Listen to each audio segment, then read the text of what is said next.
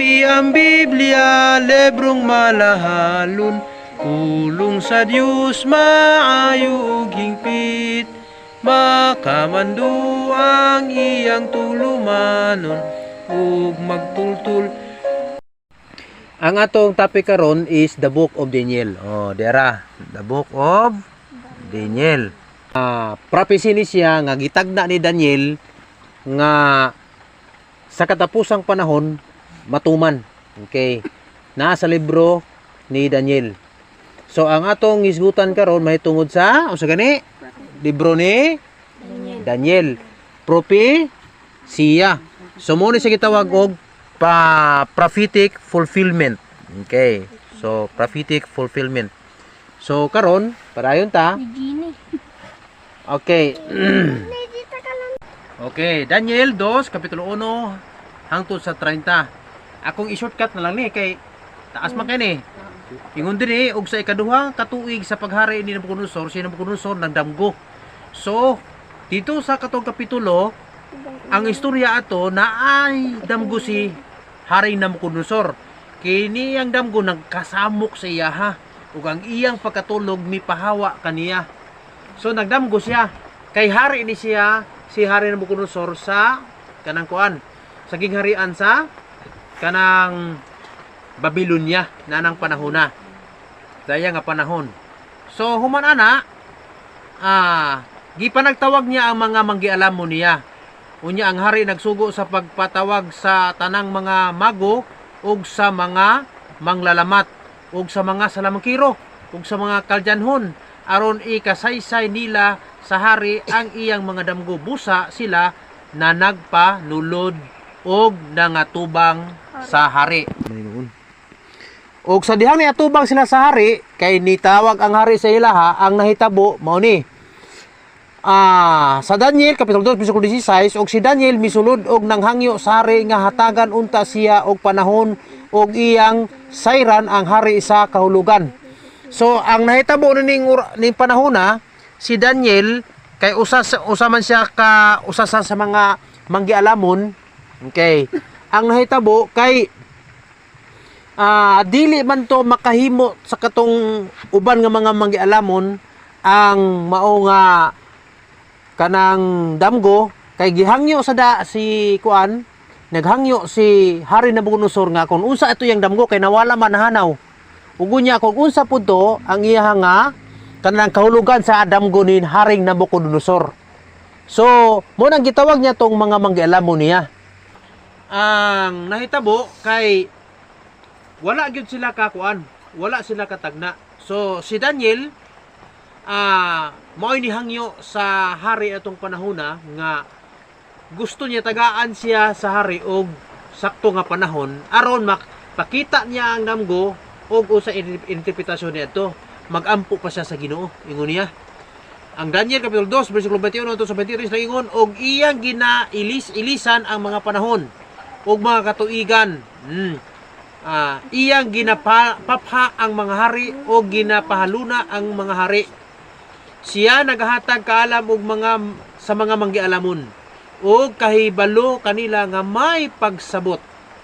So ugunya padayon ta sumala dinhi nga nagapasalamat ako kanimo og nagadaye kanimo o Dios sa akong mga amahan og nagahatag kanako sa kaalam og sa kagahom ug karon ginapadayag mo kanako ang butang nga among gipangayo kanimo sanglit imong ginapadayag kanamo ang butang sa hari. Yan ang panahon si Daniel nang hangyo sa Ginoo nagampo kauban ni Shadrach, Meshach ug Abednego ang iyang mga higala. Okay, nga mga Hebrehanon pod. Hebrehanon man ni sila gikan sa Huda. Na kuha sila sa kuan ni Hari Nabucodonosor dito sa gidala sila dito sa Babylonia. Gihimo pod nga gipaeskwela sila muna nahimo po sila lang nga manggialamon ng panahona. So nihangyo sila sa Ginoo nagampo, gitagaan sa Ginoo pinagi sa pagdamgo si Daniel sa panan-awon ay no sa damgo ni Hari Nabucodonosor. Kung giusas ni Hari Nabucodonosor sa pagtita sa iyang damgo, kung usa ito yung idamgo, mao po ito yung idamgo po ni Daniel na mauna O ni Daniel, gidamgo po ni Daniel ang damgo ni Hari Nabucodonosor. Isa po dili makabalo kung unsa tong damgo niya nga igidamgo magud pud to ni Hari Nabucodonosor. So kung ikaw ang gipadamgo atong gidamgo ni Hari Nabucodonosor, makahimo ba ka sa kanang kuan to sa kanan ang pagsaysay sa damgo? Yes, makahimo, di ba? Makahimo dili. Makahimo kay gidamgo man pud nimo tong gidamgo niya. Mo di ba? So karon gipadayag sa Ginoo ang damgo kay Daniel. So gipadayag niya, di ba? Sa bersikulo 28. Apan sa dihang niadto sa kay Hari Nabucodonosor, mingon dayon siya kay Hari Nabucodonosor, ningon dayon si Nabucodonosor siya ha. Unya, tagaan naman ka na kong sagtong panahon, unsa man akong damgo. Ingon ni kuan Daniel, kana niya mahal ngari, wala ko'y ikasaysay sa imong damgo, gawas sa Ginoo nga tuwa sa langit, nga naghibuhat sa langit sa yuta, maoy muhatag sa imuha sa maong imong gidamgo og sa kanang kahulugan niadto. Di ba? So mao nay giingon ni Daniel nga na ka sa hari. Mo ba? Apan paunsaon man pinaagi kanako ang imong damgo, gipadamgo ka sa Ginoo nga ni kanako aron isa-isay kanimo kung usa ang imong damgo ug usa poy ang kahulugan niadto. Kung atong lantawon ni bersikulo sa 28, ingon diri apan adunay usa ka Dios sa langit nga mopahayag sa mga tinago. Ug siya nagapahibalo kang Hari Nabucodonosor sa mga butang nga manghitabo sa ulahing mga adlaw. Ang imong damgo ug ang mga panan-awon sa imong ulo sa ibabaw sa imong higdaanan mao kini. So gisaysay na ni ni Daniel kay Haring Nabucodonosor. So para ta. Usa gingon, bersikulo 29. Mahitungod kanimo o hari, maoy mo ba kung ipangalingin kalako bisali kani magasiling tanan kasakit wala isa payan kay kinabuhi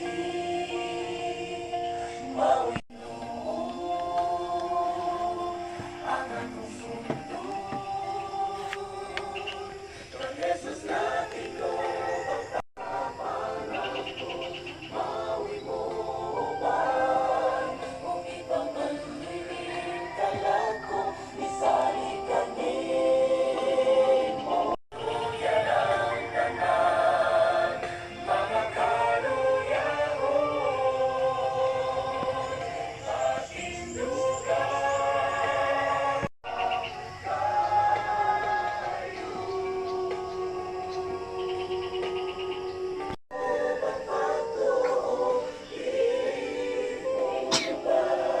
Lusa.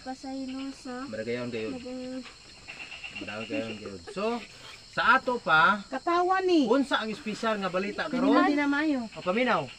Ang espesyal nga balita karon nga makapangita pa ta kay Hisuhyuba. So kay makapangita man ta kay Hyuba, unya hikaplagan pa siya, masangpit pa siya nato. Mao na siya mayong balita karon. So ang kaluwasan naa pa karon sa kanato. Ang pinaagi sa papangita kay Hyuba samtang nakaplagan pa siya. So unsa tinguha sa Dios kanato? Hinumduman ang tinguha sa Dios kanato ang 1 Timoteo 2:4 nga nagatinguha sa tanang mga tao nga mga luwas ug nga makadangat sa pag-ila sa kamatuoran. So ang tinguha man gud ni Kristo tats nga unsa man ang tanang tao tubag luwas. Mauna siya. So karon human sa adlaw sa kaluwasan unsa ang sunod nga adlaw? Human sa adlaw sa kaluwasan unsa sunod nga adlaw? Adlaw na rin sa paghukom. 2 Pedro 3:10. Apan ang adlaw sa Ginoo moabot ingon sa usa ka kawatan nga unya ang mga langit moagi sa dako gayud nga dinaguok. So human sa adlaw nato, adlaw na rin sa Ginoo sa iyang paghukom. Iyahan na ring adlaw kung unsaon ta niya. Mauna ang ngayon itong buhat. Ugunya, ingon din ug ang mga butang sa kalangitan, mga tunaw sa hilabihan kainit sa siga, ug pagasunugon ang yuta ug ang mga buhat nga anaa niini. So, unsa ang mahitabo sa adlaw sa Ginoo? Ang mahitabo sa adlaw sa Ginoo, Jeremias 46:10, kay kadtong adlaw mao ang adlaw sa Ginoo. Ni Hyuba sa mga panon ang usa ka adlaw sa panimalos. na human sa kaluwasan gitagaan tag kaluwasan manimalos ang Ginoo aron siya makapanimalos sa iyang mga kabatok ug ang espada mulamoy ug mapatagbaw ug muinom hangtod sa iyang pagkahubog sa ilang dugo.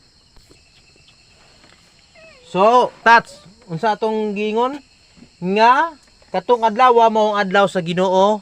Adlaw sa unsa gani? Pag hukom. Sa maayo ug sa daotan. Makalawas ba ang salapi ug bulawan anang panahon na?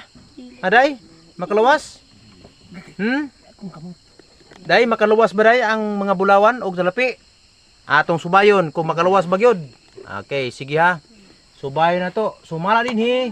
Supunyas 1:18 ang ilang salapi ug ang ilang bulawan dili makaluwas kanila sa adlaw sa kaligutgot sa Ginoo.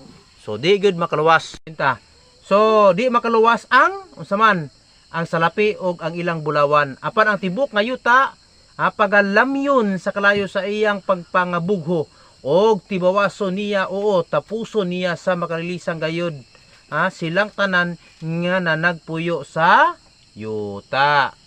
So muna igingon sa Ginoo muna karon samtang di pa ulahing tanan magunsa ta magtinarong ta. Okay, magtinarong ta. So Isaias 2:19. Okay. So kinsa ra ang makasulod sa langit? Ang makasulod sa langit sumala sa Mateo 7:21.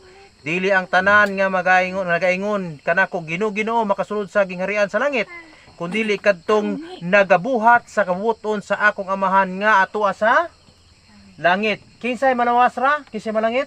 Ang Katong mga maayo. dili ba siya adto mo sa among atong gikuan, dili mo mangitag tubag. Ha? Katurang naga sunod sa kabuton sa amahan. Basta mutuman tas kabuton sa amahan, malangit gayud kita. Asa papuyon ang mga balaan. Sumala din papuyon siya sa langit perting ninduta gyud kayo tan-awa ra. Mo? Guwapo kayong langit. So, Atmospheric. dunay tulo ka klaseng langit sa Biblia. Unang langit, atmospheric heaven. Ikaduhang langit, unsa gitawag kana? Okay, sumala pa unang langit, atmospheric heaven. Ang Genesis 1:8 ay 6:8 nag-ingon ni ana. So unsa ang ikaduhang langit? Gitawag na siya og starry heaven. So mao na ang Salmo 8:3 og pinadayag 6:13 nag-ingon ni ana. Okay, mo na giingon. Sunod ang ikatulong langit, unsa pangalan? Paradise heaven. Okay. Ingon sa 2 Corinto 12:4 nga naunsa nga makasakwat siya ngadto sa paraiso og nakadungog sa mga pulo nga dili ikaasoy nga dili itugot sa tawo nga sa paglito. Dungagan na to Mateo 6:9. Unsa man nagampo kamo sa ingon niini? Ang langit tinuod ba? Okay, tinuod. Sumala sa Juan 14:1-3, kapitulo 14 bersikulo 1 hangtod sa 3, Mateo 5:12, Lucas 15:7 hangtod sa 10, og Lucas 10:20.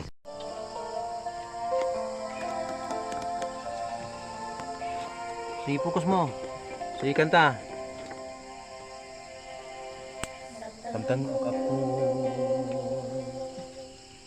magpadayon ni mangit-ngit nga panay, bati ko makakit huwag ang tumang kauhaw. Sige. Bisan pa man may nagkabiling pagtunggi, uy baga pagdayon sa'ing kalan, ang sakit malaig sa payan, mahirabuhi maoy bugti. Sit kanatanan Jesus na tingob ang pagtuong, dili mo lubad. Ikaw man ang Diyos sa panahon ko, maoy mo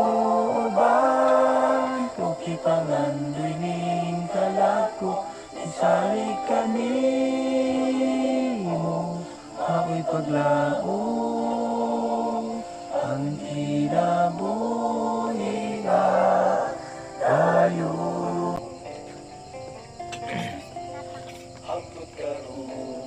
Hangtod karon di ko pa makita ang kinutuan. May gamot nga mapalong ang suga kung gikutan sa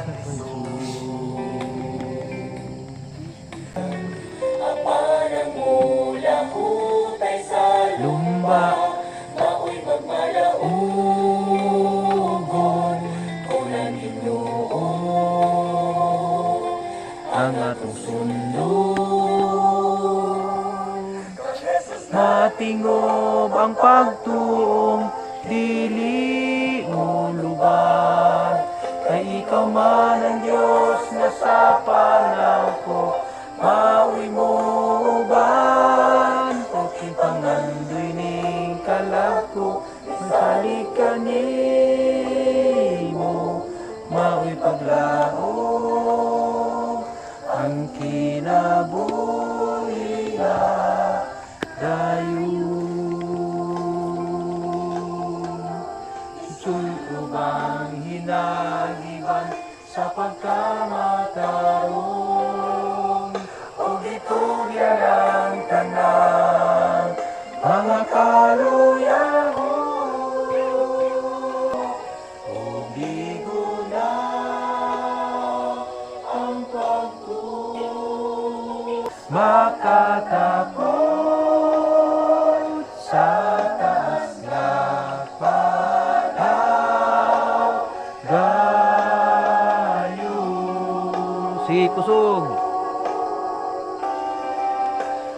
Jesus natingob ang pagtuo dili mo luban, kay ikaw man ang Diyos na sa panahon ko ang kinabuhi dayon. Ang pagtuo dili mo luban, kay ikaw man ang Diyos na sa panahon ko maoy mo ban, o gipangandoy ka lang kung isalig ka nimo maoy paglaom ang paglaom.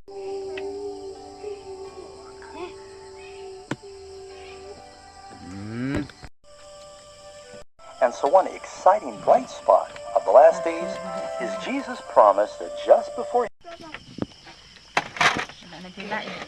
Salamat sa handa. Sulubang hinagiban sa pagkamataron,